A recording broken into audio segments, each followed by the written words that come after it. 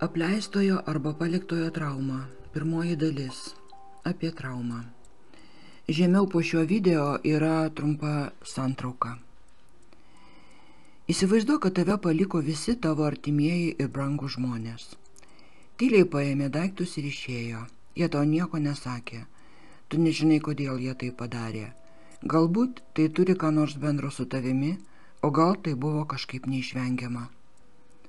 Dabar įsivaizduok, kad tai atsitiko tau nepažįstamame mieste, kur žmonės kalba nesuprantama kalba. Galbūt tu esi alkanas ir tau skauda skrandį, nežinai ką daryti ir ką ir kur, ir į ką kreiptis pagalbos. Tu net nežinai, kokios pagalbos prašyti. Jei gerai įsivaizdavai visą tai, kas buvo pasakyta aukščiau, vadinasi, šiek tiek prisilietei prie tos vidinės sumaišties, kurioje atsiduria apleisti vaikai.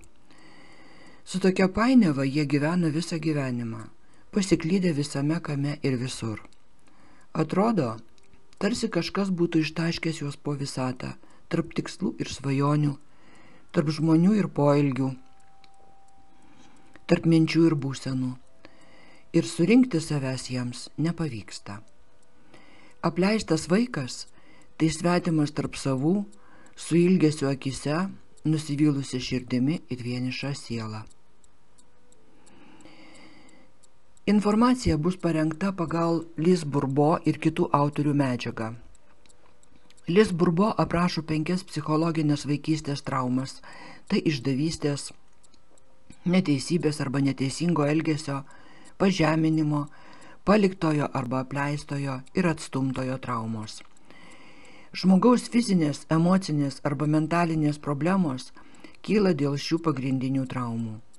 Kiekviena patirta trauma uždeda žmogui atitinkamą kaukę. Kuo gilesnė vaikystės trauma, tuo didesnę kančią jis sukelia. Tuo stipriau norėdamas apsisaugoti, žmogus suauga su savo nešiojama kauke. Apleistojo arba paliktojo kaukė – tai priklausomojo kaukė. Kas ta apleistojo trauma? Iškart noriu pasakyti, kad apleistojo trauma nėra ta pati atstumtojo traumai. Taip, žinoma, šios traumos yra labai panašios. Jos gali pasireikšti vienu metu tame pačiame asmenyje, gali susiformuoti ir dėl tų pačių įvykių. Bet yra esminių skirtumų, todėl ji laikoma atskira trauma. Pagal pavadinimą jau aišku, kad kažkas tave paliko. Yra daugybė variantų, kaip ir kas žmogų palieka. Kai atstumia, atsisako būtent tavęs. Kai apleidžia arba palieka, tiesiog išeina, bet nebūtinai atsisako. Aš neatstumiu, neatsisakau tavęs, bet palieku laikinai arba visam laikui, nes negaliu būti šalia. Bendraja prasme, beveik bet kuri iš šių 5 traumų, įskaitant ir paliktojo žmogaus traumą, yra nesėkmingo atsiskyrimo nuo tėvų pasekmė, nes asmuo ir toliau tebėra priklausomas nuo tėvų suformuotų nuostatų, skausmo, programų ir traumų. Apleistojo asmens pagrindinis motyvas – tai savo bevertiškumo ir savęs nerealizavimo jausmas ir būsena. Baimė prarasti partnerį, pažįstamą, aplinką ir sąlygas veda į pasiaukojimo poziciją, kurios kaina noras ištverti viską, ko tik reikia. Nors apleistajam pasaulis ir atrodo draugiškas, įvairus, jame daug skirtingų ir gerų žmonių ir jam lyg ir viskas gerai, tačiau jis vis viena jaučiasi vienišas, nereikalingas. Jam atrodo, kad visi nuo jo nusisuko, jo nepastebi, jo nenori, kad jau apleido, paliko arba tuoj tikrai tai padarys. Toks žmogus jaučia didžiulę tuštumą, vidinį deficitą. Iš esmės jis nėra atstumtas, o tik apleistas, paliktas, gal tik laikinai, bet jis nuolatos trokšta užpildyti šią tuštumą, todėl prašo dėmesio, deklaruoja save, trauko už rankos, padaro liūdnas akis ar apgailėtiną veidą, to provokuodamas kitų dėmesį ir rūpestį. Ši trauma susiformuoja nuo 1 iki 3 metų sąveikoje su priešingos lyties gimdytoju. Dažniausiai ją inicijuoja mama arba jos funkciją atliekantis asmenys, pavyzdžiui, tėtis išėjęs motinystės atostogų arba močiutė perėmusi priežiūrą. Vaikui nesąmoningai susiformavo vienatvės vidinės gilios tuštumos jausmas, nes vaikas buvo paliktas mamos, negavo reikiamo emocinio ryšio. Tačiau pastarųjų metų tyrimai rodo, kad šiai traumai susiformuoti svarbesnį vaidmenį vaidina priešingos lyties gimdytojo pasitraukimas iš šeimos ir bendravimo su vaiku apribojimas. Apleistieji tai mesti, palikti, nebenorėti su kuo nors, turėti reikalų trumpam arba visam laikui. Pagrindinis motyvas – aš palieku tave, nes negaliu būti kartu. Aš neatstumiu, neatsisakau tavęs, bet palieku laikinai arba visam laikui. Apleistas žmogus patiria savo traumą pirmiausia turėjimo ir darimo, o ne būties lygmenyje, būdingam atstumtajam. Štai keletas tipiškų situacijų, kuomet kūdikis gali pasijusti apleistas fiziškai, energetiškai, emociškai ir patirti paliktojo apleistojo traumą. Kai miršta kuris nors iš tėvų, kai tėvas išeina iš šeimos, kai kūdikis nebuvo žindomas tuomet, kai to natūraliai norėdavo ir prašydavo. Emocinėme lygmenyje nebuvo artimo sąlyčio su kūdikiu, meilės, siūbavimo, švelnumo, prisilietimų, šilumos. Tokie dalykai kūdikiui emociškai ir fiziškai labai svarbus. Nes kūdikis sielui įsikūnijus į naują fizinę patirtį, jam viskas čia atrodo kitaip, čia tamsu, čia šalta, čia nėra artimų sielų, čia daug netikrumo. Kai kūdikis iškart po gimimo fiziškai paimamas iš mamos ir neleidžiama arba neįmanomas fizinis kontaktas. Kai yra paguldomas į ligoninę ir neleidžiama tėvams būti kartu. Jam kyla įtarimas, kad tėvai nori juo atsikratyti. Gimus kūdikiui mama kažkur dingo, o gal mirė gimdymo metu. Gal po gimdymo mama kurį laiką sirgo ir gulėjo ligoninėje, gal atidavė, atsisakė jo ir vaikas buvo staigiai išvežtas pas svetimus. Kai jo mama nuolat serga, o tėčio nėra arba jis per daug užsiėmęs, arba kuris iš tėvų serga depresija ir vaikas paliekamas savieigai. Mama turi anksti po gimdymo išeiti į darbą ir priversta vaiką išleisti į darželį ir jis tam būna su svetimais žmonėmis ir tokiais pat apleistais vaikais. Mama fiziškai yra šalia namie, bet itin užimta, su ja nėra emocinio kontakto. Ji čia pat, bet ne su manimi, ji mane paliko, toks jausmas persekiojo vaiką. Gimus naujam kūdikiui, mama staiga apleidžia vyresnį vaiką ir daugiau dėmesio skiria mažajam. Šis jausmas ypač aštrus tais atvejais, kai naujagimis serga arba jam reikia ypatingos priežiūros. Apleistajam atrodo, kad mama jį visiškai apleido ir rūpinasi tik naujagimiu, kad nuo šiol taip pat bus visada. Kai tėvai atiduoda jį prižiūrėti seneliams, kad ir atostogų metu.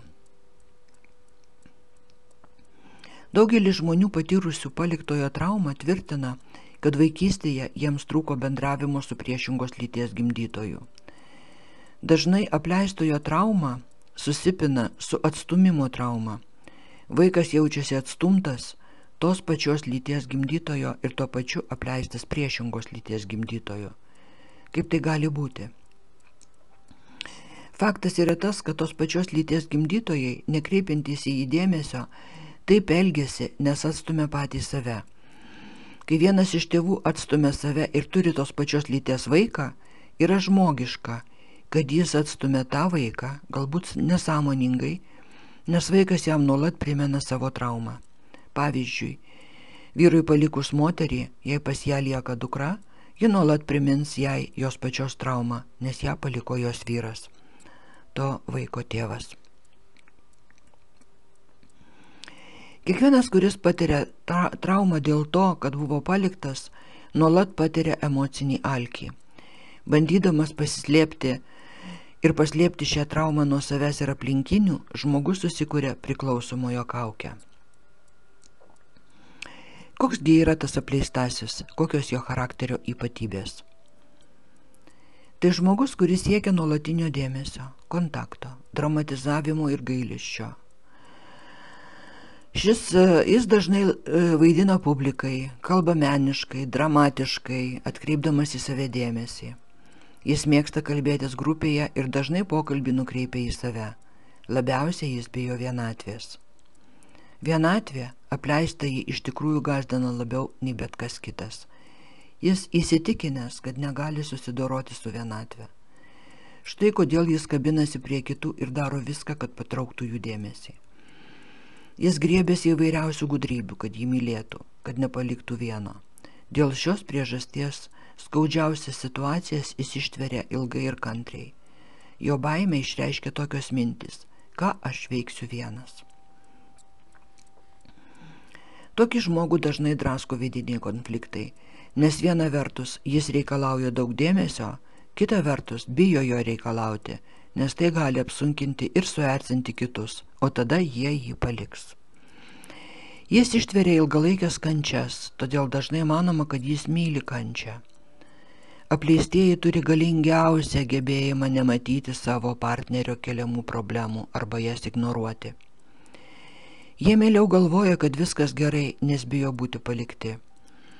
Jei partneris praneša, kad palieka, toks asmuo nepaprastai kenčia, nes, nenorėdamas įžvelgti problemos, to nesitikėjo. Tarkim, moteris, kurią muša jos vyras arba kuri gyvena su alkoholiku. Jai lengviau ištverti šį košmarą nei likti vienai. Ji gyvena iliuzinę viltimi, kad viskas pasikeis, kad tas alkoholikas vieną gražią dieną ateis į protą ir mes gerti. Ji nepripažįsta savo traumos, nes jei pripažintų, ji būtų priversta iš naujo išgyventi kančią, kurią ši trauma sukelia. Apleistasis yra auka, kelia gailestį. Pasąmoningai provokuoja dramas ir ligas, kad sukeltų gailestį ir patrauktų dėmesį. Tai yra aukos elgesys. Apleistasis nuoširdžiai tiki, kad jam nepasisekė. Iš 5 skirtingų traumuotojų tipų apleistasis arba priklausomas greičiausiai tampa auka. Labai didelė tikimybė, kad vienas iš jo tėvų, o galbūt abu, taip pat buvo aukos. Auka tai žmogus, kuris siekdamas atkreipti į save dėmesį, visada linkęs pridaryti problemų, pirmiausia, sveikatos problemų. Tai atitinka priklausomojo poreikius, kuris nuolat mano, kad sulaukia per mažai dėmesio. Kai atrodo, kad viskas įmanomais būdais, kad jis visais įmanomais būdais stengiasi atkreipti dėmesį, jis iš tikrųjų ieško galimybių jaustis pakankamai svarbiu, kad gautų paramą ir dėmesį. Šis reiškinys dažnai stebimas tarp apleistųjų, kai jie dar labai jauni. Kuo ryškiau pasireiškia aukos bruožai žmoguje, tuo sunkesnė jo kaip paliktojo trauma. Hiperkontrolė artimųjų ir artimos aplinkos. Siekimas visus prie savęs pririšti, kad tik jo neapleistų, nepaliktų, kad tik jam priklausytų. Partnerystėje siekimas, kad partneris tiesiog susilietų, ištirptų jame. Nes pats apleistasis lengvai susilieja, identifikuoja save su kuo nors ar kažkuo ir todėl linkęs laikyti save atsakingu už jų laimę ar jų nelaimę. Lygiai kaip laiko juos atsakingais už savo bėdas ir džiaugsmus. Toks psichiškai nesubalansuotas žmogus giliai jaučia kitų žmonių emocijas ir lengvai pasiduoda jų antplūdžiui. Noras susilieti sukelia įvairiausių baimių ir netgi gali sukelti agorafobiją. Agorafobija tai fobija pasireiškianti atvirų visuomeninių, fobiją turinčiam asmeniui nejaukių vietų baimę. Turintys agorafobiją asmenys bijo išeiti iš namų į jiems nesaugią, nekontroliuojamą aplinką. Moterys šią fobiją kenčia dvigubai dažniau nei vyrai. Daugelis vyrų savo agorafobiją slopina alkoholiu. Agorafobas dažnai skundžiasi nuolatiniu nerimu, kartais peraugančiu į paniką. Nerimą kelianti situacija sukelia agorafobų reakcijas. Fiziologinės reakcijas, kurios gali sukelti paniką su tokiais požymiais kaip alpimas, raumenų įtampa ar silpnumas, prakaitavimas, pasunkėjęs kvėpavimas, pykinimas, noras šlapintis ir kiti. Kognityvinės reakcijas su tokiais požymiais kaip neįprastumo jausmas, svetimumas, baimė prarasti kontrolę, išprotėti, patirti viešą pažeminimą, prarasti sąmonę, mirti ir panašiai. Ir elgesio reakcija su tokiais požymiais kaip vengimas situacijų, kurios gali sukelti nerimą arba iš kurių sunku pabėgti, ir taip pat vengimas vietų, kurios atrodo per toli nuo saugaus prieglobsčio ar patikimo asmens. Todėl jis visada turi turėti šalia savęs artimą žmogų. Jam taip pat reikia patikimos pastogės, kur galėtų pasislėpti. Netgi iki tokio kraštutinumo, kad ilgainiui visiškai nustoja išeiti iš namų. Dauguma agorafobų vaikystėje buvo labai priklausomi nuo savo motinos ir jautė atsakomybę už jos laimę. Taip pat buvo įpareigoti padėti jai atlikti motinos vaidmenį. Vaikystėje jiems teko patirti vienatvę ir izoliaciją. Palankios sąlygos vystytis agorafobijai susidaro, kai padidėja giminaičių ir draugų mirtingumas ar išprotėjimo atvejai.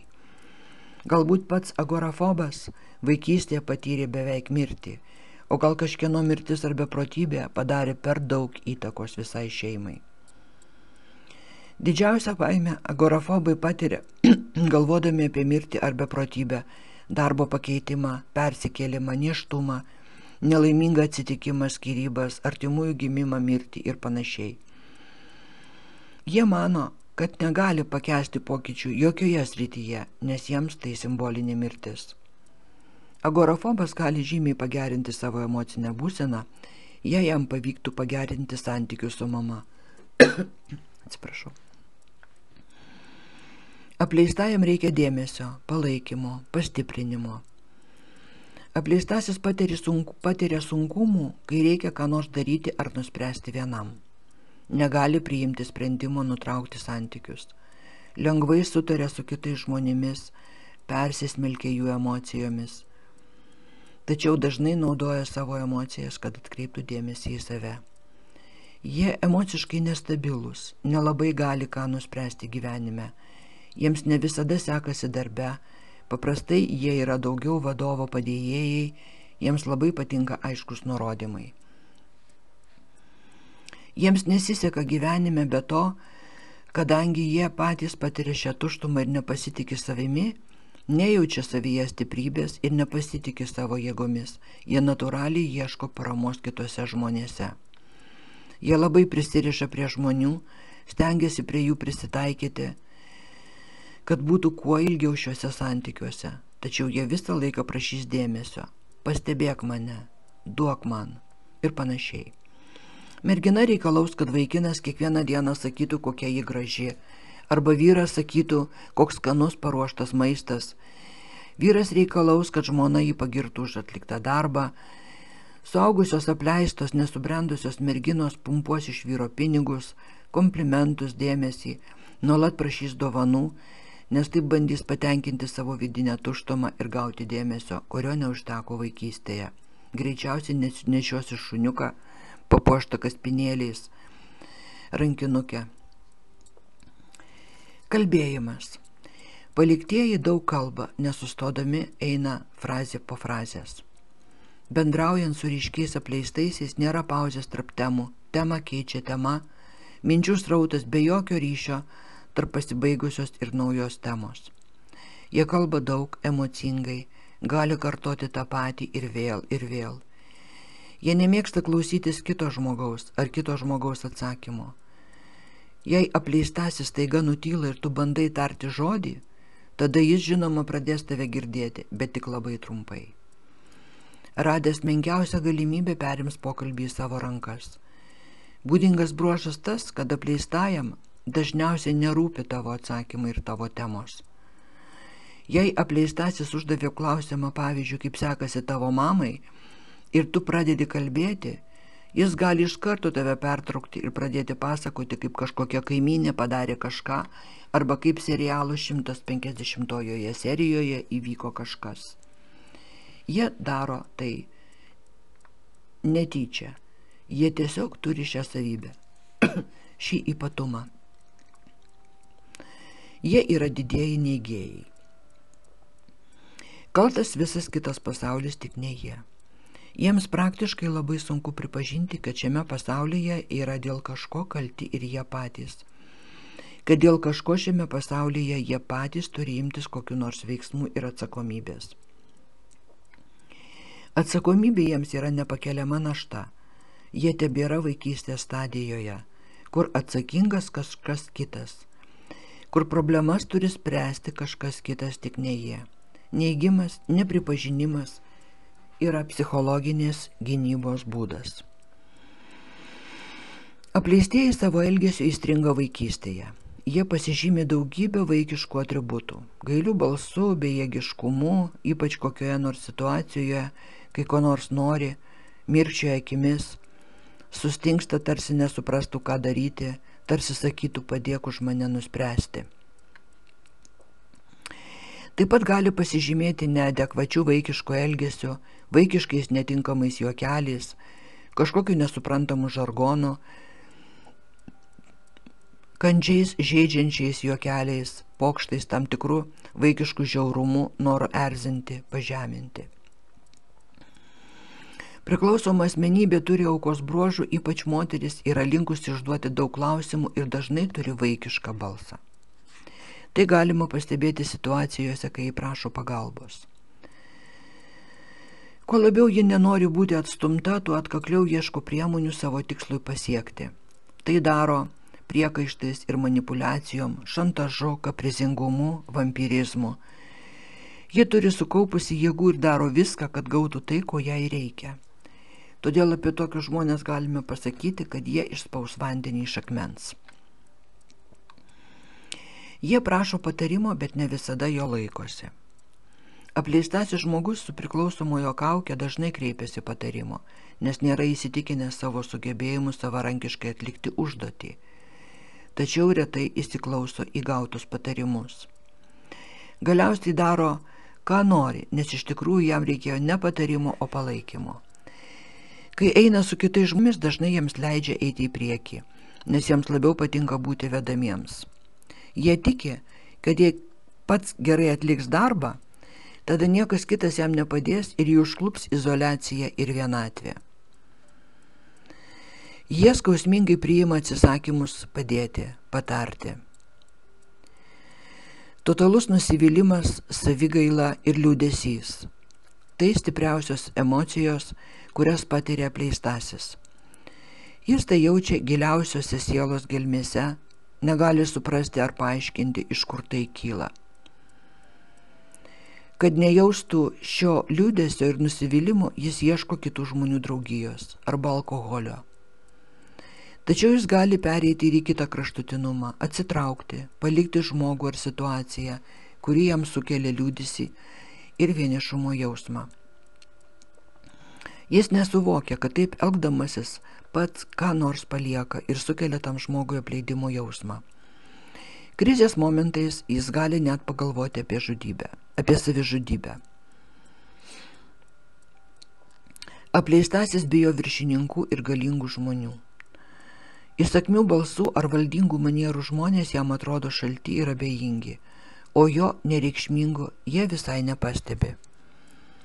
Dėl tos pačios priežasties jis yra labai malonus ir draugiškas su kitais, kartais net perdėtai. Labai verksmingi, lengvai išlieja ašaras, ypač kai kalbama apie jų nelaimės ir problemas. Jų verksmuose galima išgirsti kaltinimus kitiems, kurie sunkiais laikais jie apsapleido, nepadėjo, nes juk jie turėjo padėti, jie turėjo tai padaryti, jie yra kalti. Jie net kaltina Dievą, kuris juos apleido. Jie niekur neižvelgia jokios savo kalties arba kaip dažnai patys apleido kitus. Nuotaikų kaita. Kartais linksmi, kartais liūdni, Nuotaika gali keistis kiekvieną dieną, kelis kartus per dieną, turi pakilimų ir nuosmukių periodus. Dažnai kenčia nuo nepaaiškinamo liūdesio, nesvarbu, vieni jie yra ar ne. Kurį laiką jaučiasi laimingi, viskas klostosi gerai, o paskui staiga tampa liūdni ir nelaimingi. Jie net neklausia savęs, kodėl taip nutinka, nes pokyčiai vyksta be jokios aiškios priežasties. Nuolatinis nepasitenkinimas – tai apleistojo išgyvenimo būdas. Kai į jį vaikystėje nekreipiamas dėmesys, apleistasis pripranta prie tokio trūkumo ir tai sukelia gilų nepasitenkinimo jausmą ir godumą dėmesio, meilės, dovanų, rūpesčio. Toks žmogus yra chroniškai nepatenkintas. Kad kažkaip kompensuotų šį jausmą, jis nuolat nori gauti ir gauti. Tokiam žmogui niekada neužtenka tiek iš savęs, tiek iš kitų. Jis tikrai nesutinka gauti mažiau, jis tikrai ne iš tų, kurie nuleis kartelę. Jie gyvena nuolatinėme apmaude, kad visi jiems skolingi ir jį tai labai žeidžia. Ir jį žeidžia tai, kad artimi žmonės nevykdo savo pareigos, nenusileidžia, nesivelia į demonstratyvius įžeidinėjimus, manipulacijas ir šantažą. Nuolatinės atramos paieška, prisirišimai prie žmonių ir daiktų, patologinis pavydas. Apleistieji yra priklausomi nuo kitų žmonių, prisiriša prie jų ne tik emociškai, jie užmezga energetinius informacinius ryšius. Tai yra prisirišimas, ypatingas ryšio tipas, kuriame bendraujant užsimezga komunikacijos kanalai, keičiamasi energija. Atsiranda pavydas ir patologinė baimė, kad paliks. Prisirišimas taip pat yra tam tikras ryšio tipas, kai įjungiamas valdymas. Tai yra, tu esi su manimi, tu esi mano ir tu niekur neisi, negali eiti nei toliau, nei arčiau. Tai kito žmogaus laisvės atėmimas, tam tikras vampirizmas.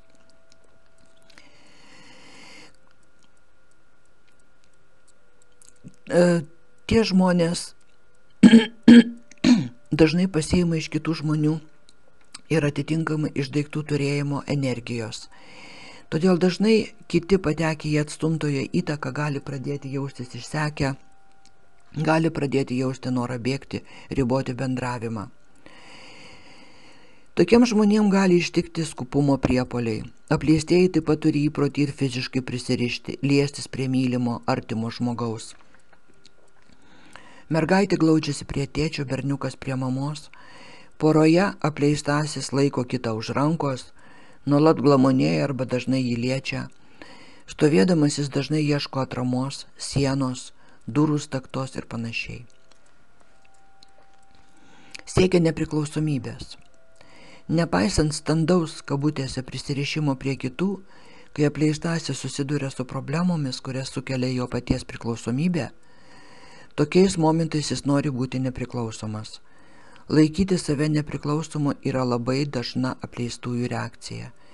Jiems patinka pasakyti kitiems, kokie jie yra nepriklausomi. Tuo tarpu tai tik sustiprina paliktojo žmogaus traumą ir dar labiau ją užmaskuoja. Apleistieji gali skirti savo ankstyvuoju išsivystymu, būtent protiniu ir fiziniu, viskuo, kas susiję su nepriklausomybė. Kadangi nepatenkinami jų poreikiai, jiems kyla noras kuo greičiau tapti nepriklausomais, nes, kadangi dabar esu mažas ir negaliu savimi pasirūpinti, atitinkamai, kad galėčiau tai padaryti, turiu kuo greičiau užaugti. Tai ne mintis, o kažkoks vidinis mechanizmas, kuris skatina ankstyvesnį šių vaikų vystymasi. Jie anksčiau pradeda kalbėti, anksčiau vaikščioti. Tačiau nepaisant to, kad jie fiziologiškai anksti tampa nepriklausomi, tačiau psichologiškai negali pasiekti nepriklausomybės ir brandos būsenos, kuri fiziškai ir intelektualiai nekompensuojama. Seksas. Apleistieji dažnai naudojasi seksu, kad tvirčiau surištų kitą žmogų su savimi. Tiesiog jie pasirengia padaryti bet ką, kad neprarastų sutuoktinio. Tai ypač populiaru tarp moterų. Kai priklausomas asmuo mato, kad partneris jo trokšta, jis jaučiasi svarbesnis. Jei išlaikoma moteris ir nenori sekso, į savo vyro apie tai nepasakys. Ji mieliau suvaidins malonumą, nes nori jaustis geidžiama. Apleistojo žodynas. Priklausomas dažnai vartoja tokius žodžius kaip nėra, vienas, nebuvo, negaliu pakęsti, valgyti, neišeik. Pavyzdžiui, pasakodamas apie vaikystę, jis pasakoja, kad dažnai likdavo vienas, nebūdavo tėvo ar mamos ar abiejų. Jis gali pripažinti, kad kenčia nuo vienatvės, išgyvena didelį nerimą ir baimę būti paliktam. Jam atrodo, kad gyvenimas būtų nepalyginamai geresnis, jei kas nors būtų šalia. Manoma, kad dominuojanti žala yra ta, kuri skaitoma pagal kūno sudėjimą. Kūnas visada išoriškai tiksliai išreiškia tai, kas vyksta žmogaus viduje. Apleistasis yra įsitikinęs, kad pats nieko negali pasiekti, kad jam būtinai reikia kažkieno palaikymo. Ir visas jo kūnas išreiškia šį paramos poreikį. Trauma, kuri žmogui yra akivaizdžiausia ir apibrėžia žmogaus kūną,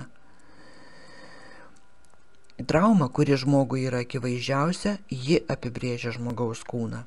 Ir atvirkščiai, akivaizdi trauma atsispindi kūne. Ilgas, plonas, nukaręs kūnas rodo rimtą apleistojo traumą. Apleistojo kūnui būdingas tonuso trūkumas. Kūnas tarsi traukiamas žemyn, tarsi be stuburo. Raumenų sistema nepakankamai išvystyta.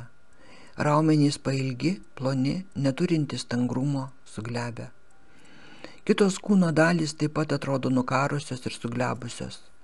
Pečiai, krūtys, sėdmenys, skruostai, pilvas, vyrų sėklidės. Kartais nugara būna išlenkta, tarsi stuburas nepajėgtų jos išlaikyti tiesiai. Rankos ir kojos silpnos, suglebusios, atrodo pernelyg ilgos ir kabo išilgai kūno. Kai kurių kūno dalių padėti žemiau normalios. Nugaroje gali susidaryti savotiška ketera, gumbas. Įdubusi krūtinė pas vyrus ir moteris. Dažnai apleistos moterys fiziškai turi mažą krūtinę, nebent yra kita ryški trauma užgožianti apleistojo traumą. Jie pasižymi paviršutiniu kvėpavimu. Jie kartais tiesiog sustingsta, sulaiko kvapą. Apleistųjų mityba, tiek fizinė, tiek dvasinė iš principo buvo nepakankama, todėl dažnai jie savarankiškai negali pasirūpinti net ir oru ir kvėpuoja paviršutiniškai. Apleistojo žmogaus traumą atskleidžia ir didelės, patrauklios, bet liūdnos akys. Jų mityboje jie mėgsta minkštą maistą, valgo lėtai. Apleistasis gali valgyti daug ir nepriaugti svorio. Kadangi jis viduje yra sukonfigūruotas taip, kad jam visada visko trūksta, valgant jo kūnas taip pat gauna šią žinią. Linkęs į bulimiją. Niekada nieko nepalieka lėkštėje. Ir visa tai vyksta nesąmoningai. Kalbant apie fizinę sveikatą, apleistiesiems būdingas dažnas sirgimas, ypač vaikystėje. Trumparegystė yra viena iš tipinių ligų. O kodėlgi trumparegystė? Čia tikrai galime išvelgti psichosomatiką. Trumparegystė – tai matau arti, bet nematau toli. Reiškia, kad man baisu būti toli ir aš nenoriu to matyti. Jie bijo ateities, nes yra įstrigę vaikystėje, nepasitiki savo jėgomis, negali prisimti atsakomybės. Todėl nieko ten nenori matyti. Todėl ir trumparegystė. Ir kitos būdingos ligos. Nugaros skausmas, astma, bronchitas, migrena, hipoglikemija, kai gliukozės trūkumas kraujyje, agorafobija, diabetas, antinksčių ligos, isterija, depresija ir įvairios retos ligos reikalaujančios ilgalaikio dėmesio arba taip vadinamos nepagydomos ligos. Žmonių turinčių priklausomoje kaukę stipriosios pusės. Jie žino, ko nori, yra atkaklus, reikalauja išpildyti jų reikalavimus. Nenusileidžia, jei ketina kažką gauti. Visada ras, kaip atkreipti kitų žmonių dėmesį. Natūralūs, linksmi, žaismingi ir bendraujantis. Linkę padėti kitiems, nes jie žino ir supranta, kaip tie jaučiasi. Prisiima daug atsakomybės už kitus žmonės, daug dirba, daug kam padeda, bet dažnai pamiršta ir save. Kuo daugiau sužinome apie visas vienas kito traumas, tuo švelnesnė mūsų širdis tampa vienas kito atžvilgiu. Tuo įžvalgesnis tampa mūsų požiūris vieno į kitą. Neleisk traumoms tave išgąsdinti. Tai kasdienybės reikalas. Šis likimas nieko negaili. Tačiau savo skausmo pažinimas ir jo supratimas paruošia mus ne tik jį išgydyti savyje, bet ir padėti šalia esantiems, kurie trokšta pasveikimo.